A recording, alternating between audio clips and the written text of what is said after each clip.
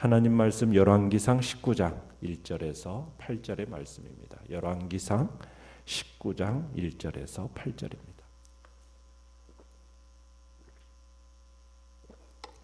열왕기상 19장 1절에서 8절 우리 한 목소리로 같이 읽겠습니다. 시작. 아합이 엘리야가 행한 모든 일과 그가 어떻게 모든 선지자를 칼로 죽였는지를 이세벨에게 말하니 이세벨이 사신을 엘리야에게 보내어 이르되 내가 내일 이맘때에는 반드시 내 생명을 저 사람들 중 한 사람의 생명과 같게 하리라. 그렇게 하지 아니하면 신들이 내게 벌 위에 벌을 내림이 마땅하니라 한지라. 그가 이 형편을 보고 일어나 자기의 생명을 위해 도망하여 유다에 속한 브엘세바에 이르러 자기의 사환을 그곳에 머물게 하고 자기 자신은 광야로 들어가 하루일쯤 가서 한 로뎀 나무 아래에 앉아서 자기가 죽기를 원하여 이르되 여호와여 넉넉하오니 지금 내 생명을 거두시옵소서. 나는 내 조상들보다 낫지 못하니이다 하고 로뎀 나무 아래에 누워 자더니 천사가 그를 어루만지며 그에게 이르되 일어나서 먹으라 하는지라. 본즉 머리맡에 숯불에 구운 떡과 한 병 물이 있더라. 이에 먹고 마시고 다시 누웠더니 여호와의 천사가 또 다시 와서 어루만지며 이르되 일어나 먹으라. 내가 갈 길을 다 가지 못할까 하노라 하는지라. 이에 일어나 먹고 마시고 그 음식물의 힘을 의지하여 40주 40야를 가서 하나님의 산 호렙에 이르니라. 아멘. 오늘 말씀의 제목은 로뎀나무에서 호렙산까지라는 제목으로 말씀을 나눕니다. 엘리야는 갈멜산에서 엄청난 승리를 거두었습니다. 하늘에서 불이 떨어졌죠. 그리고 엘리야는 칼을 잡습니다. 뒤엉킨 독초들의 뿌리를 송두리째 뽑아내기라도 하듯이 엘리야는 사정없이 칼을 휘둘러서 바알 선지자들 450명을 다 죽입니다. 하나님의 심판이었죠. 그리고 엘리야는 기도했습니다. 그리고 그렇게 고대했던 빗방울이 떨어졌습니다. 그 축복의 빗방울이 어느새 감당할 수 없는 은혜의 소낙비가 되어서 온 대지를 적시게 되었죠. 이제 게임은 다 끝났다고 생각했습니다. 이 46절에 보면 어제 18장 46절에 보면 아합의 마차가 달리는 맨 앞에 마차보다도 더 빨리 달렸다고 합니다. 그러니까 성령의 능력에 붙잡혀서 마차보다도 더 빨리 달려가는 엘리야를 볼 수가 있습니다. 그렇게 달려가는 엘리야의 마음속에는 이미 승리의 깃발이 펄럭이고 있었겠죠.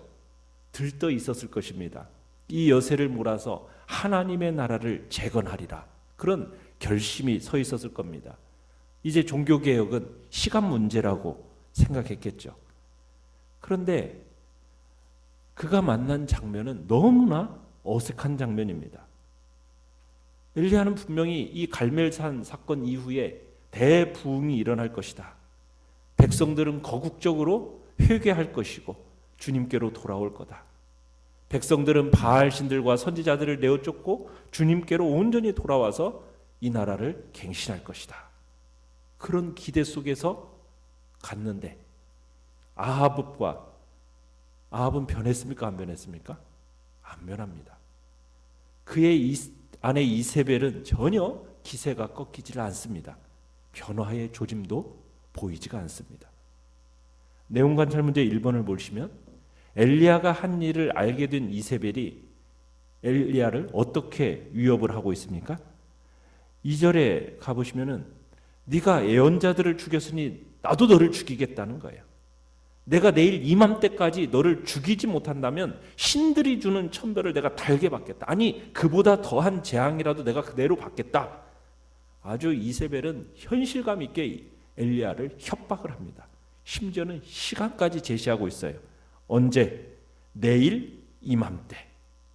내일 이 시간까지 내가 너를 죽이겠다. 그냥 잡히기만 하면 너 죽어 이 정도가 아니에요. 정확하게 이 모호한 협박으로 하는 게 아니라 정확하고 구체적으로 내일 이 시간까지 하면서 구체적으로 협박을 합니다. 이러니까는 한껏 달아올랐던 이 화롯불처럼 달아올랐던 이 엘리야의 마음을 찬물로 확 붓는 듯이 되어져 버린 거예요. 전혀 예상치 못한 상황에 부닥치고 만 겁니다. 자, 내용과 설문제 2번을 보시면, 자, 이세벨의 처형 협박이 있자 엘리야는 어떤 반응을 보입니까? 자, 3절에 가보시면은 이 형편을 보고 일어나 자기 생명을 위해서 도망합니다. 어디까지 도망을 하냐면 유다에 속한 부엘세바에 이르러, 이렇게 되어 있죠. 여러분, 부엘세바가 어디인지 아십니까? 남유다의 최남단에 위치한 지역입니다. 이곳을 지나면요, 인적이 없는 광야로 가게 되는 거예요.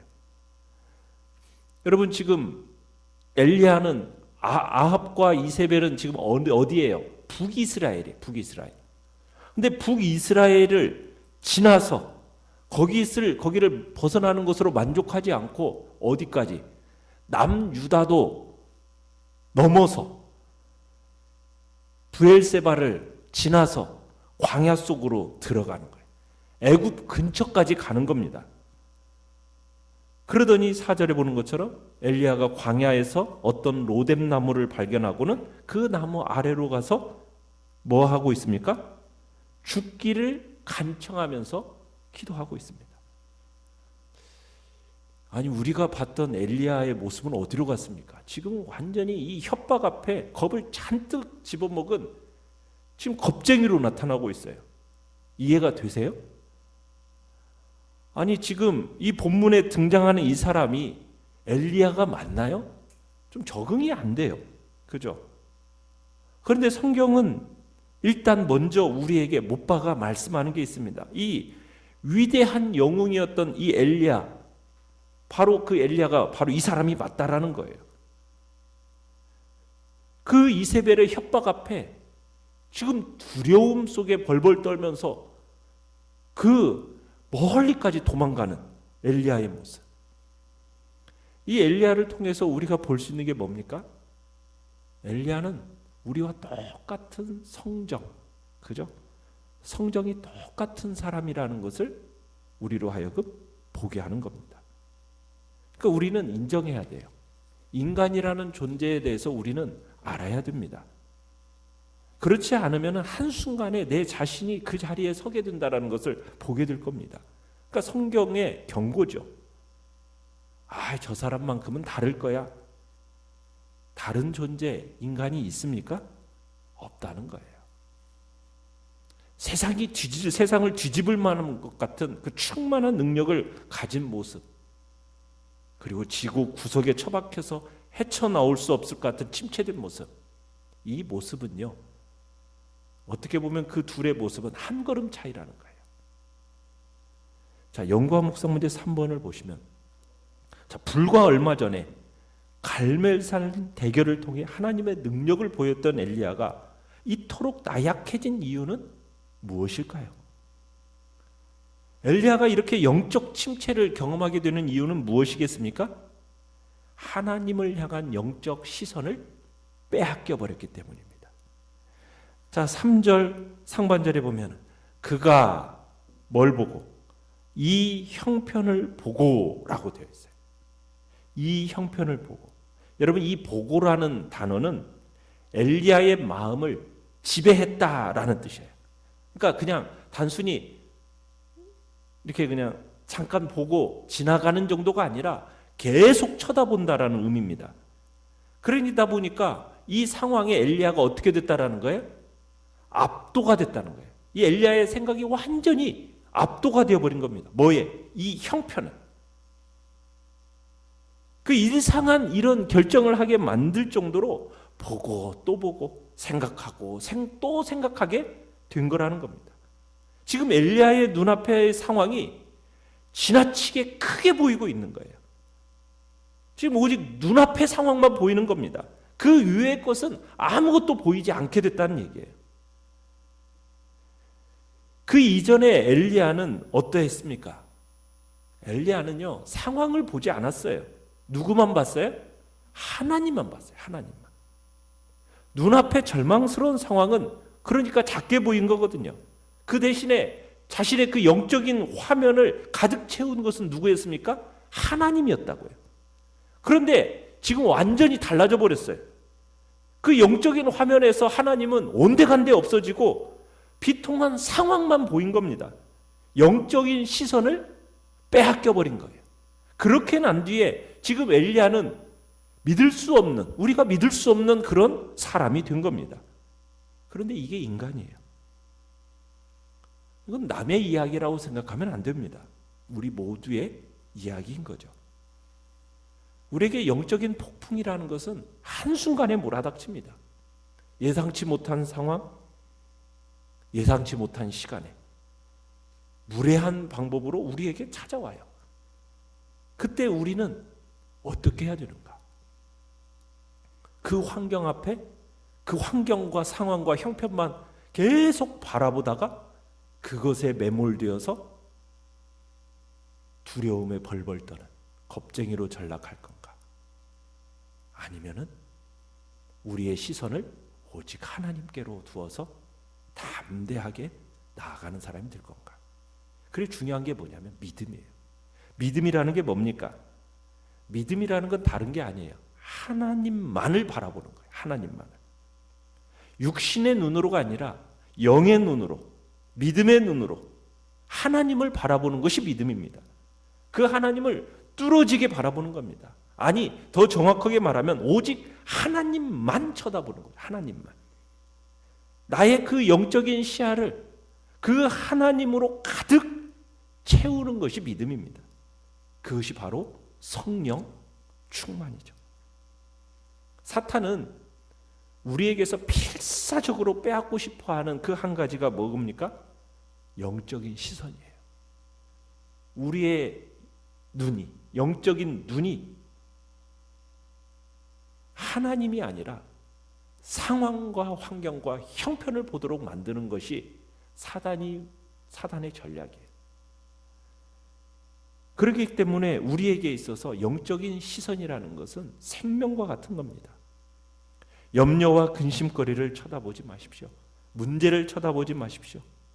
마음을 힘들게 하는 문제들, 오히려 그것을 안 보겠다라는 결심을 하시고 그것에 대해서 선전포고를 하십시오. 엘리야는 바로 이 생명과 같은 영적 시선을 빼앗기고 만 겁니다. 이게 문제의 핵심이에요. 우리에게 고난의 쓰나미가 막 닥쳐올 때 우리의 무엇부터 챙겨야 될까요? 영적인 시선부터 챙겨야 됩니다. 하나님을 바라보는 영적인 시선부터 챙겨야 되는 거예요. 느낀 점 4번을 보시면 이세벨의 협박을 듣고 두려워 도망치는 엘리야를 천사가 찾아가 위로하는 장면에서 무엇을 느낍니까? 자, 이런 엘리야의 모습을 하나님은 질책하지 않으십니다. 오히려 그의 연약함을 감싸주시는 분임을 보게 됩니다. 어떻게 보면 자기 연민에 빠져 있는 거거든요. 그런 엘리야를 하나님은 보살펴 주세요. 아무 말씀도 안 하십니다. 어떻게 보면 고요한 침묵이 싸늘한 냉기가 감도는 침묵이 아니라 따뜻한 사랑이 지금 이 속에서 흐르고 있음을 우리는 보게 돼요. 마치 쓰러진 아들을 물끄러미 쳐다보고 있는 그 어머니의 심정과 같은 그런 모습으로 우리 주님이 엘리야를 바라보시면서 엘리야가 느끼는 그 절망과 그 고통을 그대로 공감하고 계십니다. 아무도 없는 광야, 정말 외로운 로뎀나무 아래에서 기진맥진해서 쓰러져 있는 엘리야를 하나님께서는 어떻게 하십니까? 어루만져 주십니다. 천사의 손길, 그것은 하나님의 손길인 거죠. 엘리야를 버리지 않으시고 하나님은 위로하십니다. 신실하신 하나님의 손길을 지금 보여주고 있는 겁니다. 그러면서 하나님은 또 무엇을 그에게 가져다 주십니까? 6절에 보면 먹을 것, 그죠? 생존에 꼭 필요한 떡과 물을 주님께서 주십니다. 그러더니 엘리야는 잘 먹고 잠자리에 들어가더니 또 다시 눕고 잡니다. 그러니까 주님이 다시 돌아와서 그를 깨웁니다. 어루만져 줍니다. 마치 참 집안에서 자는 사람을 이렇게 깨우듯이 주님께서 어루만져 주는 아주 매우 가정적인 분위기를 연출시키고 있는 거죠. 엘리야의 실패에 대해서 잘잘못을 따지지 않으십니다. 하나님은 우리의 고통에 대해서 모른다고 하시는 분이 아닙니다. 하나님은 저 하늘 끝에 계셔서 그냥 홀로 고고하게 거룩함을 지키고 계시는 그런 분이 아닙니다. 하나님은 우리의 연약함 속에 또 우리의 실패와 고통 속에 찾아오셔서 우리를 어루만지시는 하나님이십니다.